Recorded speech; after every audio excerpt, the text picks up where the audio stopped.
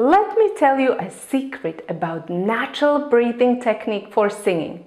It will take only 1 minute. Start the clock. Listen, when we talk about breathing, we always start with inhalation. We talk about how to inhale properly, what to do and what not to do. Take a breath.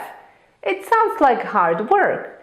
And only then we talk about exhalation, breath support and all that. But what if we turn things around? Let's say that breathing starts with exhalation. Just try it. When you exhale and wait for a bit, your body wants to inhale. You don't need to take a breath. You don't need to work hard. The inhalation will happen naturally because your body needs oxygen.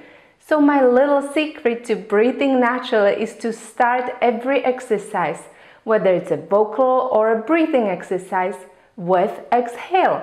Then open your instrument and let the air rush in without any effort. As simple as that. Let the inhale happen.